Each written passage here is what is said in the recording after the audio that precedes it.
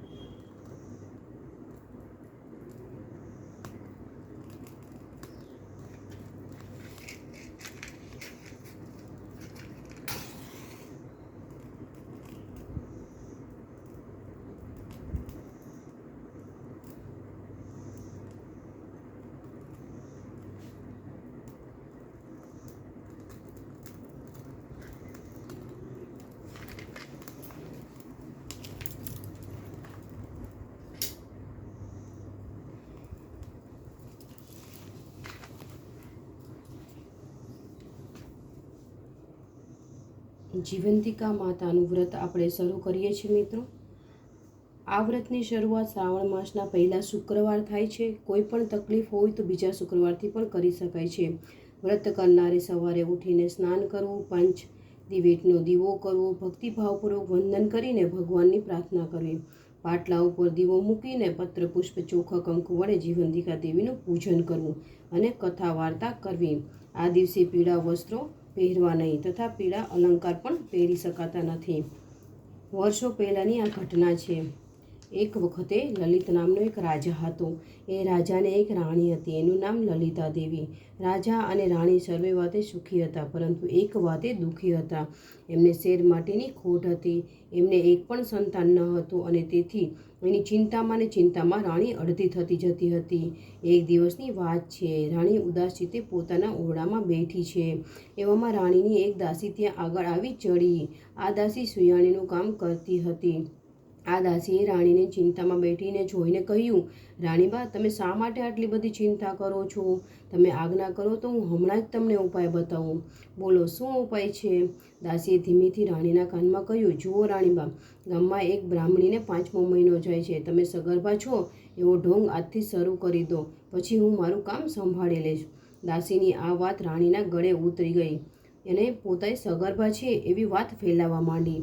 આ વાતને 7 મહિના વીતી ગયા। ત્યાં બ્રાહ્મણીને મધરાતે દાસીને તેડાવી। મધરાતે બ્રાહ્મણીને પુત્રનો જન્મ આપ્યો। આ પુત્રને છાનીમાની લઈને દાસી રવાના થઈ ગઈ અને રાણીના ઓરડામાં પાછલી બારીએથી દાખલ થઈ બાળકને રાણીએ આપ્યું। રાણી તો રાજી રાજી થઈ ગઈ। સવારમાં આખા મહેલમાં સમાચાર ફેલાઈ ગયા કે રાણીએ કુંવર જેવા બાળકને જન્મ આપ્યો છે, એટલે આનંદ છવાઈ ગયો। આમ રાણીનું વાંઝ્યા મેળું ટળ્યું। પરંતુ પેલી બ્રાહ્મણી તો જીવંતિકા દેવીનું વ્રત કરતી હતી, એટલે આ દેવી તેના બાળકનું રક્ષણ કરવા માટે રાજમહેલમાં પણ આવી પહોંચ્યા। કુંવર જ્યારે ઊંઘતો હોય ત્યારે દેવી એના ઓશિકા પાસે બેઠા હોય। એમ કરતાં કરતાં દિવસો પછી મહિના અને મહિના પછી વર્ષો વીત્યા। કુંવર તો મોટો થયો અને એનું નામ પાડ્યું વિજયકુમાર। રાજા લલિતકુમાર અવસાન પામ્યા એટલે વિજયકુમાર ગાદીએ બેઠા અને રાજા બન્યા। આ રાજા તો ભારે દયાળુ હતો। રાજા વિજયકુમાર એના પિતાનું શ્રાદ્ધ કરવા માટે ગયાજી જવા માટે નીકળ્યા। રસ્તામાં એક વાણિયાનું ઘર આવ્યું। એ વાણિયાને ઘરે તો રાતવાસો રહ્યા। આ વાણિયાને 6 બાળકો થયા અને 6 બાળકો વારાફરતી છઠ્ઠા દિવસે મરણ પામતા। આજે 7મા બાળકની છઠ્ઠી હતી અને વિધાત્રી લેખ લખવા માટે આવતા હતા અને વિજયકુમારનું રક્ષણ કરવા માટે જીવંતિકા દેવી પણ ત્યાં જ હાજર હતા। મધરાત થઈ અને વાણિયાને ત્યાં વિધાત્રી પધાર્યા એટલે જીવંતિકા માતાએ આડું ત્રિશૂળ ધર્યું અને કહ્યું, દેવી વિધાત્રી, તમે અહીં ક્યાંથી આવ્યા? વાણિયાના દીકરાની આજે છઠ્ઠી છે એટલે લેખ લખવા આવી છું। અચ્છા, તો બહેન, શું લખશો તમે લેખમાં?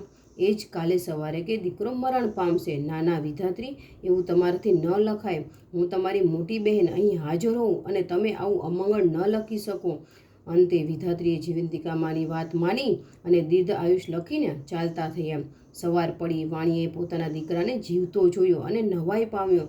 તેઓ તો રાજીનો રેડ થઈ ગયો. તેઓએ આ વિજયકુમારને શુભ પગલાંના માન્યા અને એમની સરભરા અને એમની ખૂબ જ ભારપૂર્વક કરવા માંડી. અંતે વિજયકુમાર ગયા અને વાણિયાને વળતા પોતાના ઘેરે થઈને જ જવાનું વચન લીધું અને વિજયકુમાર ગયાજી જવા રવાના થયા. વિજયકુમાર ગયાજી ગયા અને ત્યાં શ્રાદ્ધ કર્મ કર્યું. પિંડ આપવા માટે હાથ લાંબો કર્યો, પણ તેને તો એકને બદલે 2 હાથ દેખાયા. આમ થવાનું કારણ શું? આ થવાનું કારણ એને પંડિતોને પણ પૂછ્યું, પણ પંડિતોએ પણ એનો કંઈ જવાબ આપી શક્યા નહીં. આમાં બીજે દિવસે બીજો હાથ કોઈ દેવીના હાથ જેવો દેખાતો હતો. વિજયકુમાર શ્રાદ્ધ ક્રિયા પતાવીને પાછા વળ્યા અને વળતા વચન આપ્યા પ્રમાણે પેલા વાણિયાને ત્યાં રાત રોકાયા. ત્યારે વાણિયાના બીજા દીકરાની છઠ્ઠી હતી. અડધી રાત થઈ ગઈ અને વિધાત્રી આવ્યા. આ વખતે પણ જીવંતિકા માતાએ એનું દીર્ઘાયુષ્ય લખવા કહ્યું. એ વખતે વિજયકુમારની ઊંઘ ઉડી ગઈ અને બંને દેવીઓની વાતો સાંભળતો જાગતો પડી રહ્યો. જીવંતિકા દેવી કહે છે, હે વિધાત્રી, આ રાજકુમારની માતા વર્ષોથી મારું શુક્રવારનું વ્રત કરે છે. પીળું વસ્ત્ર કે પીળા અલંકારો પહેરતી નથી, ચોખાના પાણીને પણ ઓળંગતી નથી, એટલે મારે એનું રક્ષણ કરવું પડે છે. એ જ્યાં જાય ત્યારે મારે એની સાથે જવું પડે છે. આજે આ વાણિયાને ત્યાં એનો વાસ છે તો મારો પણ વાસ છે, તો વાણિયાનું અઘટિત મારે શા માટે થવા દેવું પડે? બહેન, હું તારી મોટી બહેન છું, તારે મારી વિનંતી પાળવી પડશે. ભલે કહીને વિધાત્રીએ એના લેખ દીર્ઘાયુષ્ય લખ્યા. વાણિયાના સવારે ઉઠીને જોયું તો આ બીજો દીકરો પણ જીવતો જણાયો. એને લાગ્યું કે વિજયકુમાર નક્કી કોઈ મહાપુરુષ છે. બીજે દિવસે વિજયકુમાર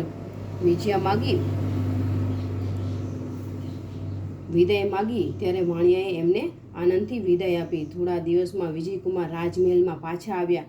આવીને એમને રાણીને પૂછ્યું, બા, તમે કયું વ્રત કરો છો? બેટા, હું તો એકોય વ્રત